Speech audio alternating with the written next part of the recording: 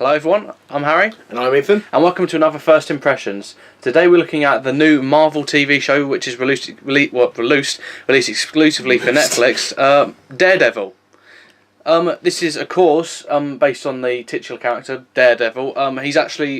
This is kind of special to me because he's one of my favourite comic book characters. Yeah. And I feel like it was kind of, out of every single Marvel property that they have, Daredevil and Spider-Man, I think, are the two that fit best with TV shows. Yeah. Because Daredevil is a lawyer.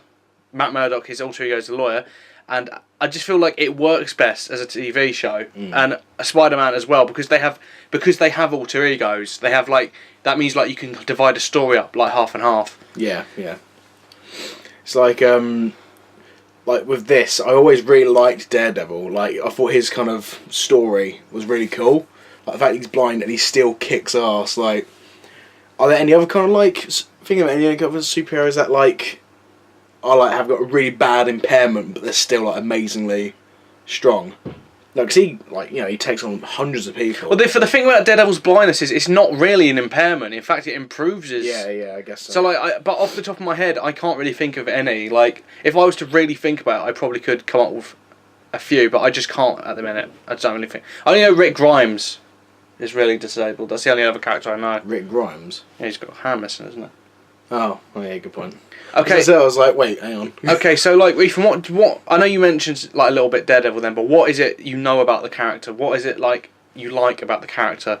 Unfortunately, most that I know is from the Ben Affleck Daredevil film, because it's kind of like not a very good source. Well, hang on. Don't bring that up. Just don't bring it up. It's like, whoa, we spoke about this. No, I mean, like, that's what I really know, to be honest. It's like just that film, and then maybe like a couple comics. I know you had an action figure of it as well. I know. Yeah, that's actually from the film. Yeah, I don't know. So you pretty much know what I've told you then, pretty much. Yeah. Well, for me, like I said, Daredevil was one of my favourite comic book I can't speak today. One of my favourite comic book characters. He has so many diverse elements, and I think they're all pretty much covered in this TV show. Like just from looking at this, what can you tell me about Daredevil, Ethan? Like, who is he speaking to? A priest, isn't he? Yeah. So he's a god. Kind of a god Religious. kind of guy? Like, religious kind of guy. What kind of priest is he talking to? Like, he's doing confession. No, what kind of priest? Not what is he doing, what kind of priest? Only priest. Only one religious practice does this. It's not Christian. It's not Christianity. It's Catholic. He's a Catholic superhero. So him and, like, Nightcrawler are the only two that I know that are kind of Catholic superheroes. Is Nightcrawler Catholic? Yeah. Again, I think that is an element of his character that contrasts interestingly, because he feels guilty for the pain he inflicts on people. Like, he hurts people badly in this TV show. Especially sort of like when you were watching some of the later episodes, and I saw a bit of people like, he kicks ass. No, like, even when he's like, he gets way more brutal than that later on. Like, he's breaking people's arms and shit like that. Jesus. That's kind of interesting because he's like he's a natural fighter because of his father, but he wants to be a lawyer because his father told him to. But he wants to protect people because he's naturally a good person. But he was also a Catholic, so he feels guilty because of it. All of these kind of like, and also he has a supporting cast. He has love interests. All of this is nice and makes him a really interesting character. And the blindness and all of that, it makes a really great character. He's really enjoyable. I never thought he had all of that. Like, I didn't know much about Daredevil. Now you've told me that. It's actually pretty interesting. He's quite a low-key character in Marvel's kind of, like, properties, which, for me, I thought it was really interesting. They chose Daredevil as the first Netflix original TV show, because they're actually doing 4, which are leading up to a 5th series. They're doing Daredevil, aka Jessica Jones, which is coming out later this year. What the hell's that? It's about Jessica Jones. I'll explain in a minute. She's being played by Jane from Breaking Bad as well, which is quite interesting. There's going to be Luke Cage and Iron Fist, and then they're going to do Defenders. Iron Fist sounds cool. Then they're going to do a Defenders show. There's actually little hints to Iron Fist in this TV show, actually. Is there? And I can kind of see where they're going to go with the Defenders thing. But, like, something that I love about this show as well, it's definitely a MCU thing. It's set in the Marvel universe. But, like, look at this. You wouldn't see this in Iron Man. This is human trafficking. Christ. This is dark. And I love the fact that it is in the universe. It has little references to it. Like, there's one I'll point out in a minute. But, like, it is definitely its own thing. It does not need to, like... It does not need to kind of like have its hand held by Iron Man, if you know what I mean. Yeah. Not like Agents of S.H.I.E.L.D., which I'm sorry, like if you like that show, good for you. But that show isn't as interesting if it didn't have any of the references. This is just like... This is very... Wait, what? See, again, another... So the scene you showed me was right at the beginning? Yep. That's cool, I didn't know that. Another little thing I love about this is it does not hold your hand. It just throws you straight into the deep end.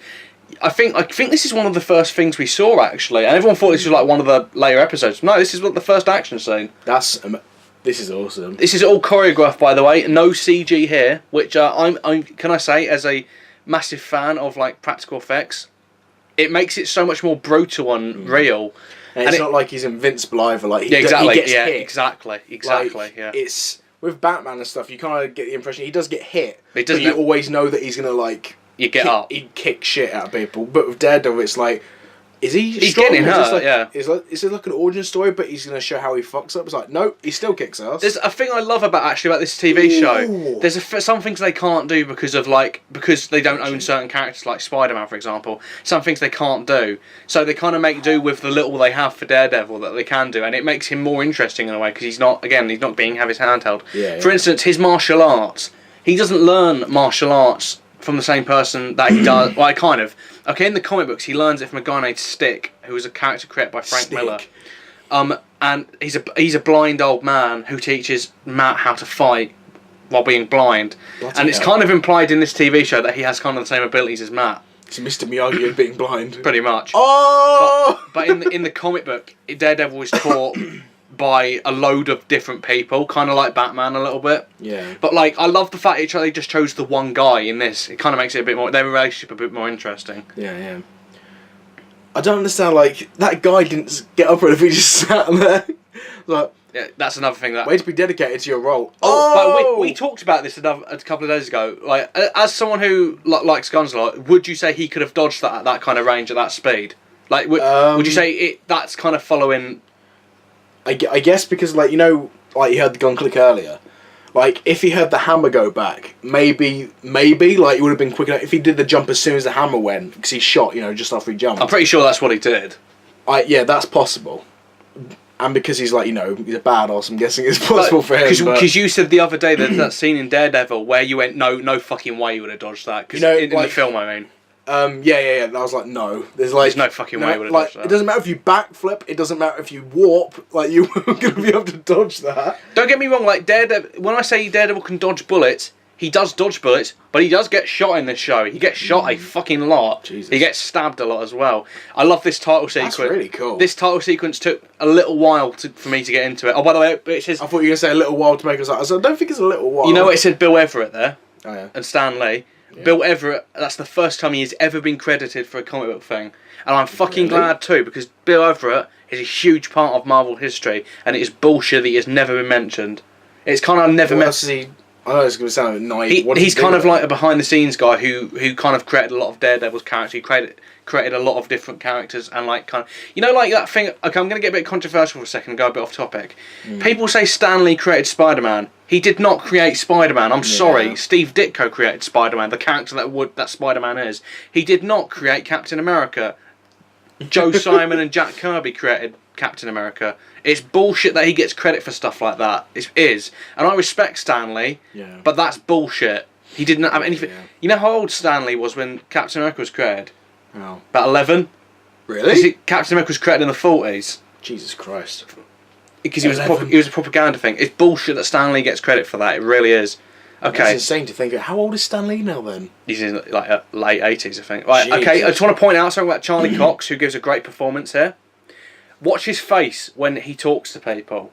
It's like I'm guessing it's like blank, isn't it? Yeah, he's looking like he's kind of like not. It's like what I'm looking at Ethan right now. Yeah, he's looking through people. A small little detail, but he gets it. I just want to say right there, I don't know why, but for some reason, when he was walking up the stairs, the silhouette of where he's wearing all that kind of stuff, I had a flashback to Dexter. With Harry Morgan. I was like, yeah. So did I actually. What the fuck? Right, Foggy Nelson on the left there. He's very different to how he is in the comic book. He's a lot more comic relief in this. I feel like he's been influenced by Jon Favreau in the film. That's one of the things I felt like the film got right. Foggy and Matt's relationship. Is that a Primark bag? I love the chemistry between Foggy and Matt in this. By the way, it gets it. It knows exactly what it has to do. I don't know anything about any of the supporting cast or anything, so I'm okay. Basically, Foggy and Matt. Foggy's like I said, the guy on the left. Have been friends since law school, and now they're pretty much their best friends. He is pretty much Matt's Alfred in a way. I'll see you around. Like, so he can confide him. Here's the reference coming up in a second to the MCU. He can have the view. Hey, blind joke. There's actually there's a small little touch later on about why Matt doesn't mind blind jokes. He like Is it a blessing? I'm guessing to be blind. No. He says it's nice to be treated like a human being rather than people like skirting around it. Like Foggy, it shows a flashback to when Foggy and Matt first meet, and Foggy just instantly just like makes fun of him by the incident. Now, what is the incident, Nathan, in Marvel? Oh, for fuck's sake! It's going to be like Avengers Assemble, isn't it? Yeah. That's the only time they ever mention the MCU. I swear to God, only time.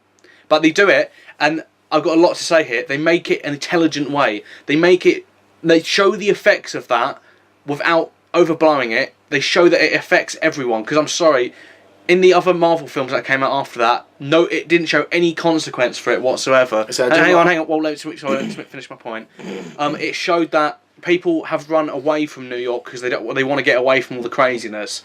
It's not, Iron Man's got PTSD. No, it's showing what's happened to other people, and that's what Marvel films needed to do after the Avengers. Show how the appearance of all these people affected normal guys and normal girls, obviously. And this is how you do it through subtle little references like that. So I do like. It's not like.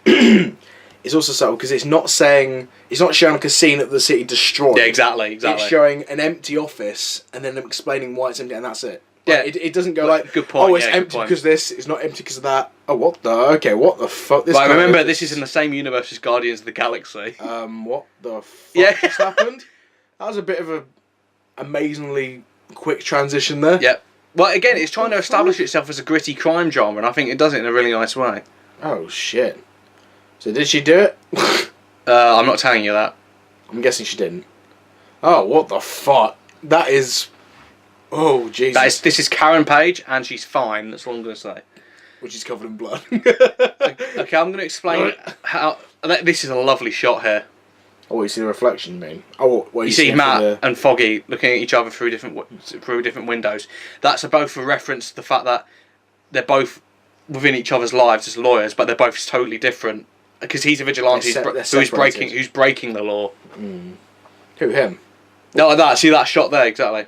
No, Matt's breaking the law, isn't he, by being Daredevil? Jesus Christ. I've got to say, he looked, when I'm walking through, is it Philip Seymour Hoffman? Yeah, okay, he looked a lot like when he walked through the door. I was like, he does look a little bit like a young Philip Seymour Hoffman. I was like, he looks really good. He looks a bit like Chucky, you know, when he's leaning against that post outside and the cop came up to him. It's like, that face is putting a lot of Chucky's face. A little part of me was a bit thrown off at how it just throws people in the deep end here, but I do legitimately respect that because it's not going to hold your hand like it doesn't. Basically, this is for fans. If you know Daredevil, then you'll like the show. Simple as that. Even if you don't like Daredevil, there's plenty here to appreciate. It's a good introduction as well. It's like. It's not saying like, so this is Daredevil, this is what he does. Did you hear that line? No, what did he say? He said, do you understand why we're here, Karen? Matt said it to her. And because he can't see what she's doing, Foggy went, she gave a vague shrug. I say we go in, and they just both sat down at the same time. God damn it. As I say, like, it's not like hand on like you said before, you know, it says, this is what happens, this is what it is, enjoy it. Yeah, I was going to say, enjoy. As opposed to like, this is Daredevil. He's blind. Did you know? Exactly. Yeah. He's also a badass. I love the fact that it's taking influence from modern TV shows. Like, you see that. Remember, this episode opened up with the incident, how he was blinded. Right? Do you think that isn't the last time we're going to see his childhood? It's it's scattered throughout the show to tell you this stuff. Like, so it's not dedicating a whole couple of episodes. There you go. Exactly. Yeah, this is what happened when he was young, and this is why he's like this. It's like because it's there for people who. It's like, Breaking Bad and Better Call Saul. I'm using those as examples because they've pretty much popularised non-linearity in TV shows. Yeah. You don't see everything in sequence in Better Call Saul or Breaking Bad. It's like things that like keeps it interesting. It'll like in Breaking Bad, for example, when something happens and then it'll be like a week or 2 weeks later when Walt actually does something. No, that's still linear. No, I'm saying like so that's season 5 when it opened with what happens at the end. Yeah. Because remember it opens with him Walt already. Having gotten Hank killed and all of that. Yeah. Spoilers for people who haven't seen fucking Breaking Bad, I guess. Oh, Ethan, I meant to say, Dumbledore dies. What? Fucking what? Dude. Kidding me, dude. Okay, I'm like... A little part of me was a little bit disappointed because I wanted to see the yellow suit, and I know nobody likes the yellow suit, but I love the yellow That's Daredevil the original suit. Daredevil, isn't it? That was the first suit he had in the Silver Age. Then I think he got a red one later because one of the writers just liked red or something like that, and they just thought it looked better or something. And I'll say, like, I don't like Frank Miller now. I think he's a bit of a prick now. A bit mental, isn't he? He's the reason Daredevil is a good character now. Really? He took the goofiness of Daredevil as a character, like radar vision, fucking really, all of that, and like the idea that he can hear really well, and he made it serious. He made it cool. He created some great characters like Elektra. He made Elektra. Yeah, he made Bullseye, like the villain that he is. Like, one of my favourite Daredevil stories, probably one of the best I've ever read, is Born Again. He wrote that, and Karen Page you see here. I do like that, actually. Interrupt. That's pretty cool, the way he's like... The way it's like looking at her, he's not looking at her, but the camera is. But you can see like the pulses of her heart. It's showing you his powers without spelling it out to you, like an unsubtle bit. It's not like slow motion. It's not like like the film where it was like it did all that sonar bullshit. Yeah. It just shows it. Okay, what I was saying about Frank Miller. Yeah. See the costume he was wearing at the beginning, the kind of the face pulled. Yeah. That is directly a reference to the costume he has in Frank Miller's The Man Without Fear, which is basically his origin story. So like. Taking little references like that and making them into kind of coolness. And like Born Again, example, like if you want to see how much Frank Miller changed the character, there's a character of Daredevil. In the Silver Age, there's a Daredevil story where he pretends to have a twin brother called Mike, which there's a reference to that later on in the show. And it pretends to not be blind so he can go out and be Daredevil basically. Like Frank Miller started, and in Born Again, the story opens with Karen Page Karen Page being a prostitute and a heroin addict and selling Daredevil's identity for a fix.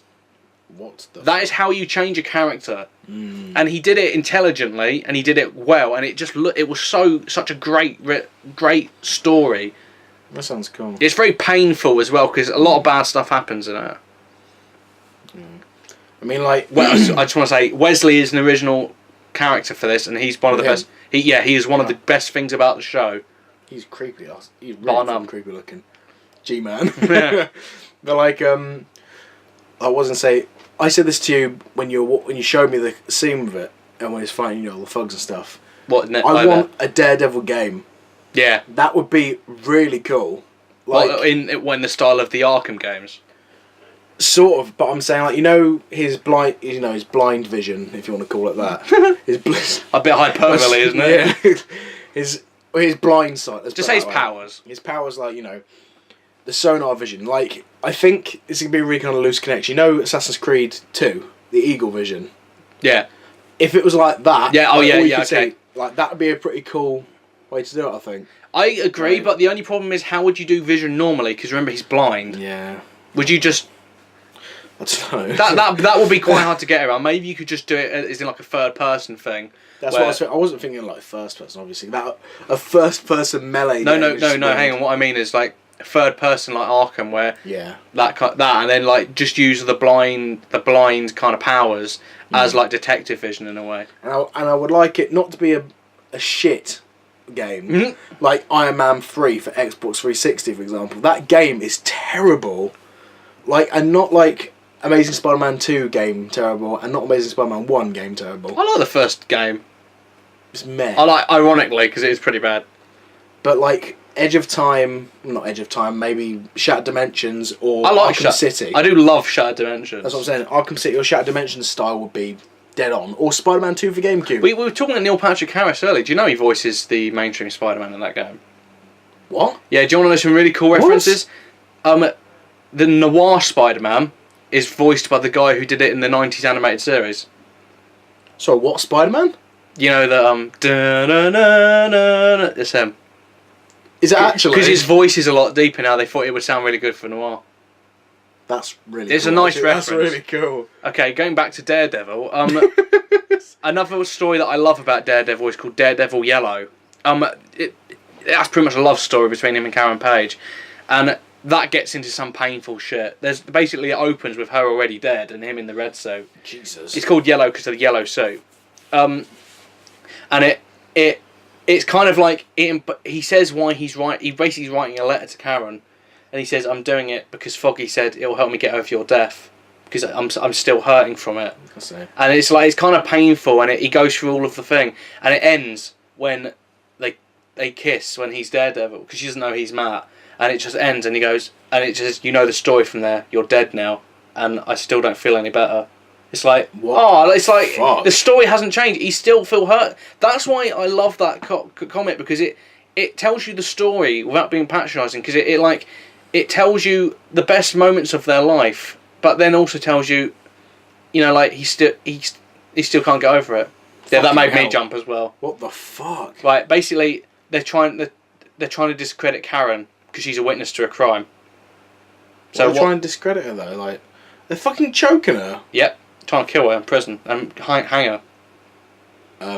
That's what a lot of mafia guys do. Is they'll pay a guard to do that, and they'll like hang her, so it looks like they've hung themselves, and then they have nothing. Jesus Christ. That's This made me cringe. This scene. fucking hell. Mainly that. In fact, she's still. Oh. Yeah, exactly. Because I thought she scratched his eye, and she didn't. Oh shit. She kind of did that like under the eyelid. I thought it was in his eye. Oh shit. So what I mean, like, no fannying about, and it's you have to keep reminding yourself it's in the same universe as Guardians, because, you know, and do you feel like it's already earned its place as this gritty thing? I think so already. Yeah, it's exactly. Just like wham. It's like fucking hell. I feel like I feel like I'm watching Dexter. Yeah, I get that a little bit. And honestly, can I just say, as people might know, I'm a film student, it pleases me that people take it seriously. The way that it's shot, the way it's thought about. Okay, like the scene at the beginning where we show him being blind, that is shot beautifully because the way it's filmed is very, very intelligent, and it's entertaining. It looks great. The composition's really nice.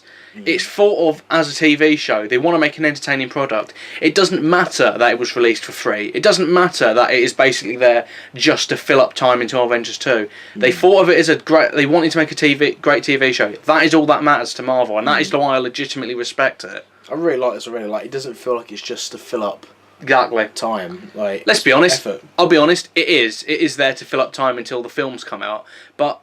It doesn't. Agents of S.H.I.E.L.D. is that as well, and you know what? I can feel every minute watching that. With this, I watched 6 episodes in a night once. I can feel the time. I can feel myself getting older. I'm not saying that as a joke. I really mean that.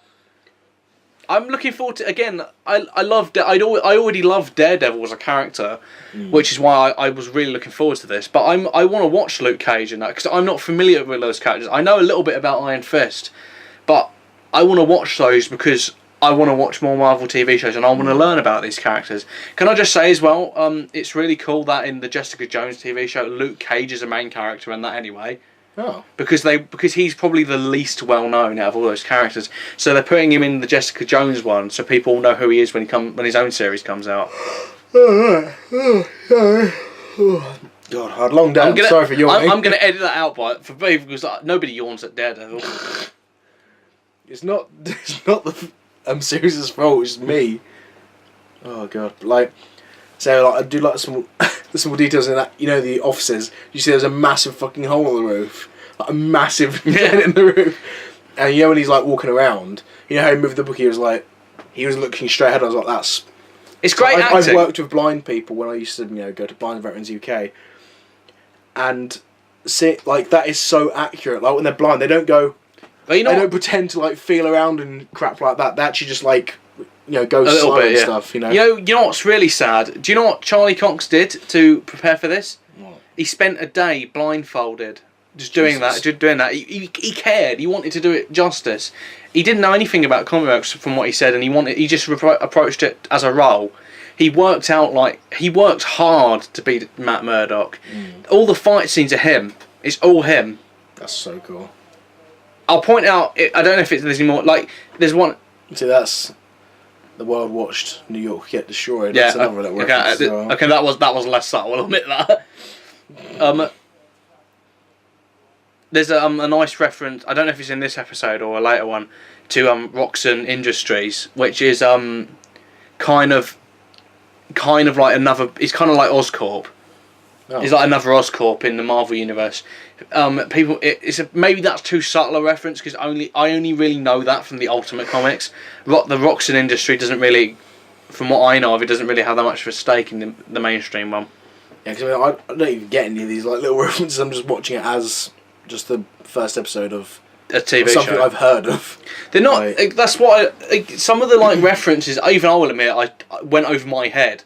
Like there's a visual reference to Gladiator, not the film, the Marvel character, because he's the one who makes Matt's suit in this. Spoilers.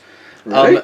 Yeah. Oh. It's a small reference to him because his new 52. Not new 52. Marvel Now. I kept mixed between the two. Marvel Now design. There's a reference to it in his workshop, and there's a poster for the film, not the Russell Crowe one, the 50s film Gladiator. There's a poster of it.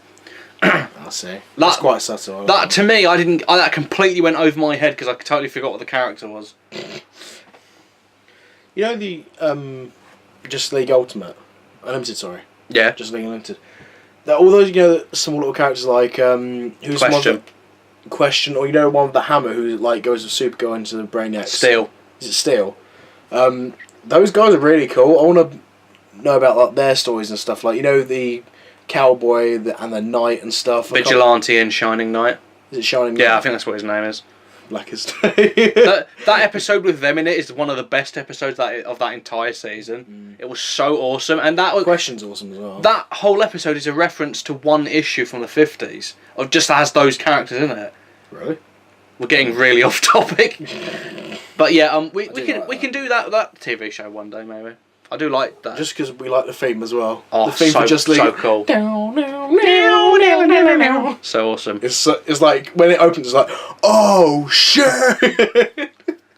Well, the first Justice League. I do hate the fact that we're talking about a kids' TV show and about cheesy superheroes, and this Karen is talking about a little boy getting stabbed.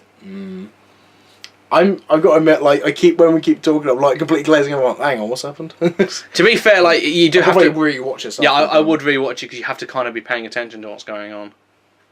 Now, she looks like a woman who's broken. She is. I will say Matt's apartment in terms of set design, flawless because it looks. I might put a panel from the comic over the video here when we get to his apartment, but it looks like his apartment. When I see it, I'm like, that's Daredevil's house. That's not even joking. That's his house. Oh, okay. I've never seen his apartment / house, whatever. I've never seen his place of rest. There's a great joke coming up in a minute. I like his red glasses as well. It's kind of cool. Didn't he have them in the Ben Affleck film? Yeah, he did. They're really cool, those glasses. I don't want them. They were from the comic, but I think it's a nice part of the character. When I went to Comic-Con in October, I saw the weirdest glasses.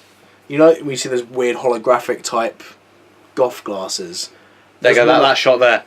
That's his house. That's really nice. Wow. That's great set design. I love this. It looks purple. Try and guess how he got that house. Stole it. He didn't steal it. beat the crap out of the person Well, who yeah. owned it. He's gonna say it now.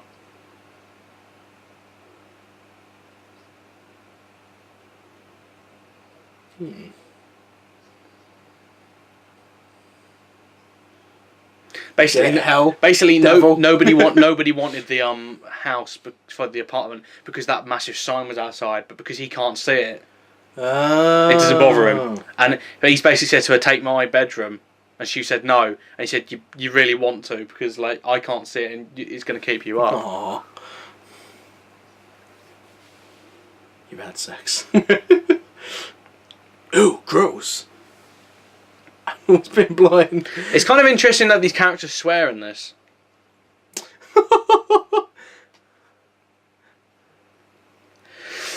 It's interesting. I just think it's like it's kind of weird because like none of the I don't think just want to remember none of the films swear ever. I know like Captain America's a Boy Scout and he probably wouldn't anyway, but like I get that reference. understood that reference.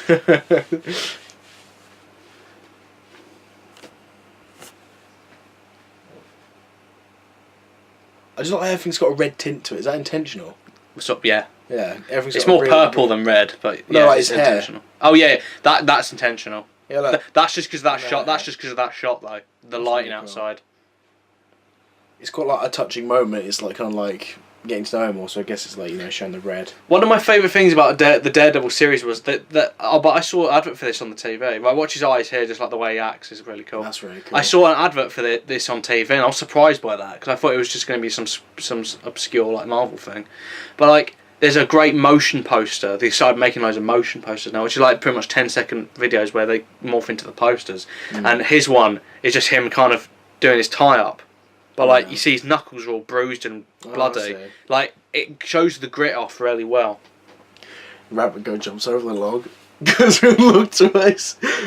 He wants to fool the fox or some shit like that. Goes through the hole. Safe for the sandwich. People are gonna Imagine doing the tie. people are gonna know now that you can't do up a tie because you like fucked up the fucking journey completely. It's The like, winds are not. like the rabbit goes through the hole, goes across the M31 and gets hit by a Goes car. out the log, eaten by the fox, digested, goes back up. Then the fox goes across the M31 and gets hit by a car. Jesus. Your And tie's like fucked. and then the man goes all the way home. And tells his wife laments his recent. and becomes an alcoholic. His wife and kids leave.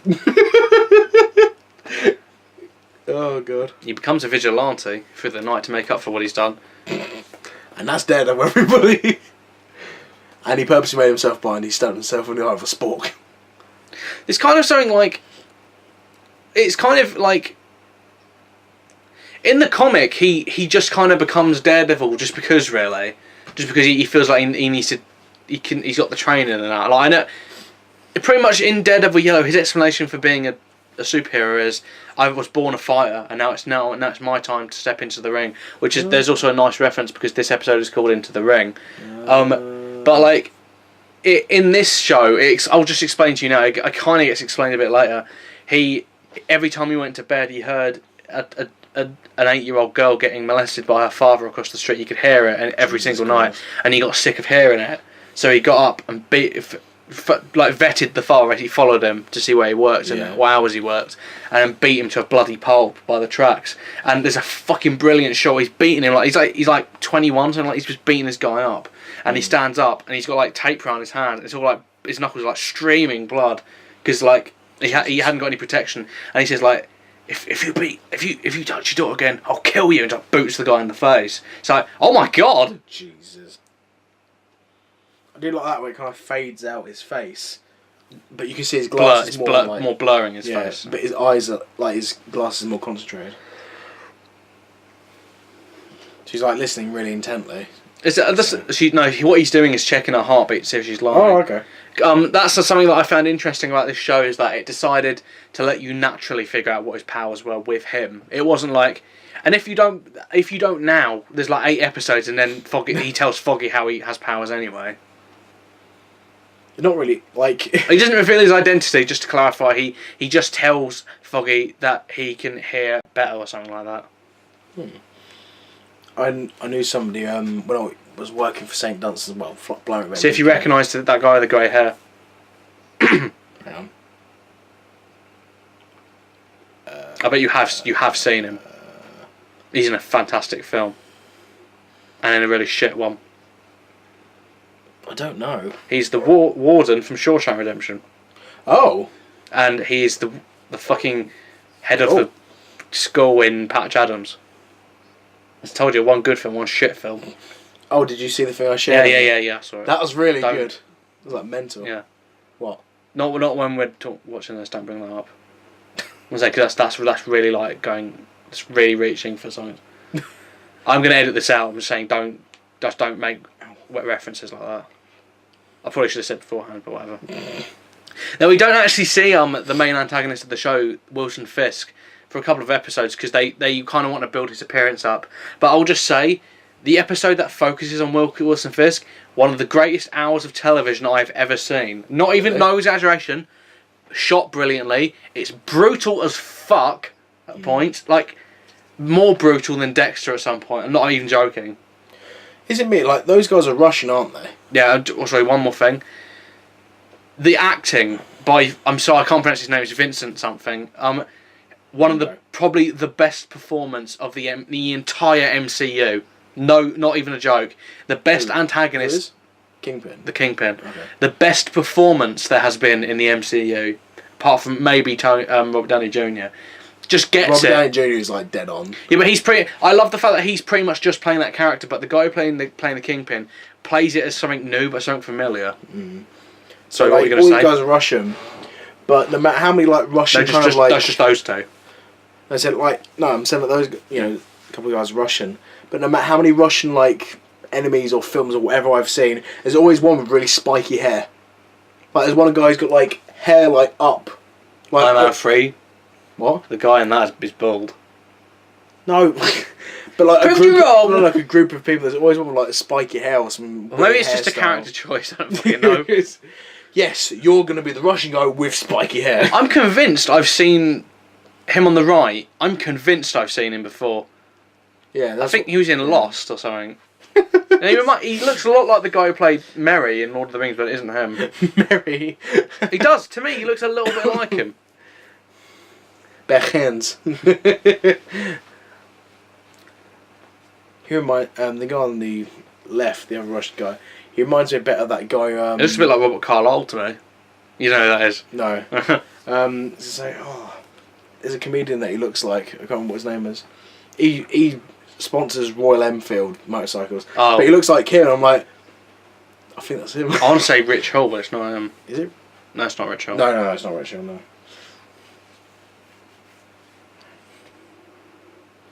I'll say the cinematography for the Wilson Fisk episode is brilliant. Like there's a shot in it that it just blew me away. I don't know. I think it had different directors for different episodes. I'm convinced it did actually, and I think one of the directors is actually one of the artists for Daredevil, so he knows how this thing has to look. Yeah. Drew S. Goddard. No. It's people who've worked on the Daredevil comic before, pretty much.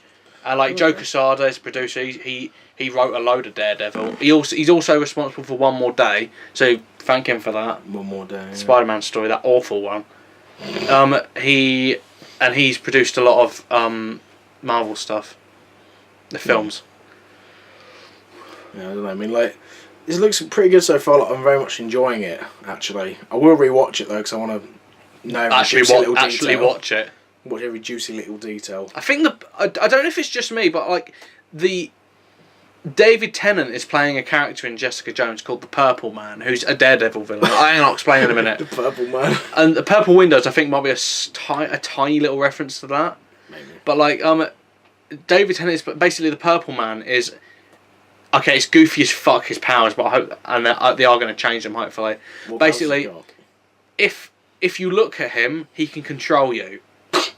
It's really silly, and the person he's controlling turns purple. Yeah, it's really silly. Then he doesn't affect Daredevil because obviously Daredevil can't see him. Convenient. Daredevil has some like great villains, but he also has some of the lamest villains of all time. He has fucking Stiltman. Stiltman. Guess what his powers are, Ethan? He's really tall. No, he has stilt. Wow. Those are his powers.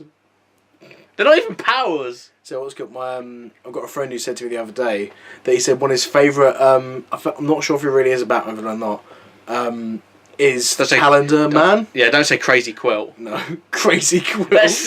What? I'm not joking. That is genuinely a Batman villain. Crazy Quilt. It's one of the sick cat. That's one of the fucking Silver Age ones. What the fuck? Anyway, what we say? It's Calendar Man. I was like, why? I like It was Calendar Man.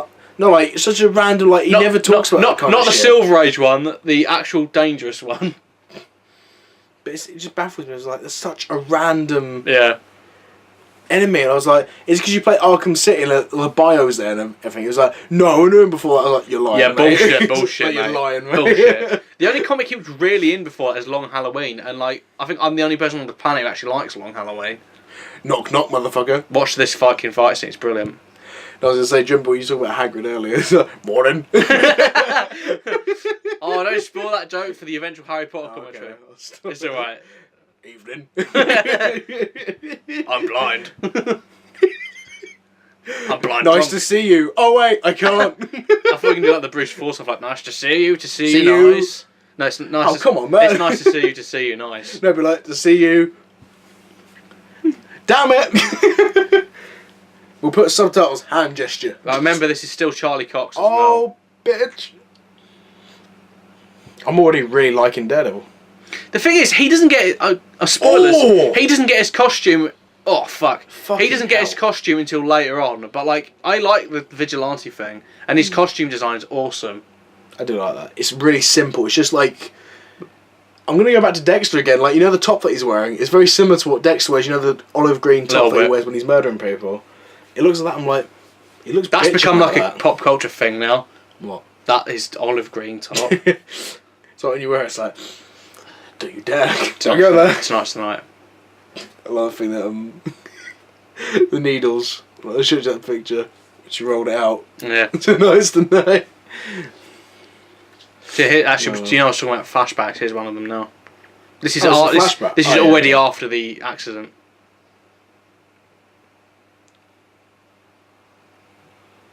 That I love the relationship between him and his dad, because his dad's pretty much like, you need to study, don't be like me, and like Deadbeat or whatever. he's not a deadbeat, but like it's because he doesn't want to. He wants him to be smart, and there's one of the greatest coolest moments in shit. basically in Daredevil Yellow. The reason why his dad is killed is because basically he takes bribes from the mob to throw fight to intentionally lose a fight so they'll get money, and he invites Matt to a fight to watch him fight, and he's getting beaten up, and he made a promise to like throw in to take a fall in the fourth or whatever, and he falls over. He's in the fight basically. He's in the fight basically. So looks at Matt and then wins the fight because he wants Matt to see him win for once, because he always throws fights, and he wins and then he gets killed. And like, hang on, before you say that, there's a line that he says to Matt that's amazing. He says, "The measure of a man is not how he gets knocked to the mat; it's how he gets back up." They say that a lot in this show I was because gonna say, like, the way you see where he's like, you know, he's face down like that. You know, you see the blood coming out of his mouth. yeah. I like the fact that you can clearly see it's blood, like it's a different colour. That's to do with like colour correction and that. Yeah. They'll have done that intentionally. So that looks really good like that. Again, Oh, come on, Daredevil, kick his ass. Something I'll say about this is it's at night, but you can still see what's going on. Like, that's not a point of like me complaining. I'll say that's just like, it's nice lighting. It's like it feels dingy and grungy. Yeah, yeah. How is that guy like stronger than he is? Like kicking the shit out of him. He isn't. He's a martial artist though. What, the other guy? Yeah, that's another thing I like, because it's implying that even though Daredevil knows ninjutsu, which is pretty much his martial art in this show. Oh, bitch! And that's kung fu there. Like it says a lot where like even though Daredevil is fighting some very very strong tough guys, he doesn't really have an edge. A lot of it is to do with luck. Like you can see here, Daredevil is clearly getting his shit kicked out of him at points. Oh, I think he just broke his thumb or something. Fucking hell. His arm. Oh, he's not giving up. One-armed bandit. There's the luck thing again. That's really cool. I like that. Oh shit. Oh. I see. Oh shit. Oh. Remember, that is all Charlie Cox. That is amazing. That was all done in one take as well. So basically, I don't know if you know this, but I don't want to be patronising, but the way they would film something like that is do it once from one camera angle, then do it like 4 times from 4 different ones, and they edit that together. Oh. So he would have had to do all of that as a choreographed fight. Oh shit! Fucking badass. This is like Spider-Man, the scene in the alley, but if it had some balls.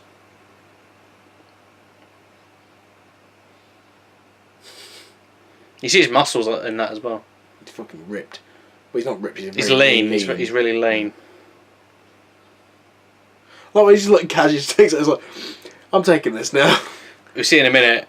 There's probably gonna be something like, oh, we can't do that because they'll get damaged in the water. It's like, no, if you dry it out, no, it'll be fine. A USB stick's absolute.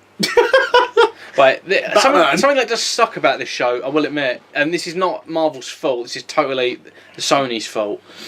Sony. Ben Ulrich is a supporting character for Daredevil. He's a journalist. He works with Peter Parker. It's not said in this though. In this series, Ben works for the New York Bulletin, not the Daily Bugle. No. In the Daredevil film, he also works for a different paper, and it annoys me a little bit because like the characters at the Daily Bugle are really just great characters. Like it kind of sucks you don't get to see them. You're fired. You're unfired. He's a crap box. There's our main antagonist on the phone. Awesome. That's Kingpin. He was actually in The Sopranos. Really? Yeah. He knows how to play these guys. He sounds cool. Do you know what I was thinking? Like, you know that Death Race, terrible film, Death Race 3? You know the big black guys in that? I imagined Kingpin being a white version of him. What, like Michael Clark Duncan, pretty much? Yeah. But like, because he's that kind of build, isn't he? He's huge, that guy. I'm kind of glad he's not like that in this. I'm kind of glad he isn't, because that's too ridiculous. Is he not like massive? Not really. He's just huge, and he knows how to fight. Yeah. Not muscular. I mean, just like he's like 6'8" or something like that. I do like how he looks in the Ultimate Spider-Man comics. You know, he's like but he's literally a giant. But even I would admit that is freakishly big. Like his hand is like the size of Spider-Man's. Like wow. I'm convinced that's just to accentuate the fact that Peter Parker's a teenager and that. Maybe. Like, especially the cover where his hands are like either side of him like that. He looks awesome like that though. The fact that Kingpin, like, he's not superpowered, he's just immensely powerful. No, I don't. So big. I don't know whether Kingpin's going to become a fixture in any of the films. It probably won't. But they actually want, based on the success of this, they want to make Daredevil a film now. Basically, we're not going to see Daredevil again until The Defenders, which kind of saddens me a little bit. Yeah. But I want them to make. I mean, he might. Hopefully, he'll show up next year in Civil War. Yeah. Because they need more characters in that, and I've already said that. We're coming up to the end now, so I'll just say, I want to see more characters built up for Civil War because there just simply isn't enough. Yeah. Oh, Spider-Man's going to be introduced in that, and he will be Peter Parker. It's been confirmed now. But like, you know, I want to see Daredevil in it, even though he didn't really play a big part in the original Civil War story. You're just gonna sit. Oh, this is really cool. What? You see, I really wish there was like a gym like that near this house because I really want to like seeing this kind of fight makes me want to go and do that kind of like training. Well, remember, you can do it. That took Charlie Cox like a couple of months to learn all this. But he's a lot leaner than I am. It doesn't matter. He wasn't fit at all. You've seen pictures of him before this. It's dedication. He had to change his diet up, and you can see like his frame changes a lot between episodes. Like, I'm guessing like he's doing this because he knows that he got the shit kicked out of him. No, he's not doing it because of that. It's implied a lot. He's doing this because that's where his father went to train. And in the comic books, he does it because he can still smell his father's scent, and it's the way for him to feel close to him. Like in Yellow, he still has his chair, and he sits in his chair and can still smell the talcum powder that he used to use. Wow. Okay, just a reference. The man who was played by the guy from Shawshank Redemption, he is called Leland Owlsley, and he is one of Daredevil. Owlsley is one of otherwise the Owl is one of Daredevil's biggest enemies. The Owl. Yeah, he's a crime boss. He's kind of like the Vulture, really. Oh shit! Pretty much anyone they could use as a witness. That's amazing. but it's shot really, really well. That's a nice transition there. Is that coke? That's heroin. Fucking. Well, they're all zombies. That's a pretty good shot. You can see them all just kind of like. You see they're all blind. Yeah. Right. When you learn why they're blind, that freaked me the fuck out. What the fuck is up their eyes? Shall I tell you why quick? Go on. They blinded themselves. Oh shit. I won't tell. Sorry if I spoiled that for anyone, but it's such a dark fucking turn. Right, and we're pretty much at the end now. So, do you want to sum up what you thought of Daredevil Into the Ring? Okay, it's actually kind of like I've not said this about a lot of things, but it's kind of blew my mind how like I want to watch fucking more. Like, sorry, can you just say that again? I don't really hear you. I said I want to watch more. Say again. Shut up. I said I want to watch more. Yeah. Right. I thought you could say more than that. I said I want to watch more just because it's like it feels very, very enthralling. Like it's. Yeah, I agree. Like when I watched it, I was like, I'm getting into this, and it went on. I was like, liking this. And then I was like, you will see more fight scenes if you're looking for that as well. There are so much more go later on. I love fight scenes in general, just because how clever, like the choreographies and stuff is. Especially in this, it's great. Like, you see this, what's happening now? Yeah. This carries on in episode 2, so like it takes place one after the other. Oh shit.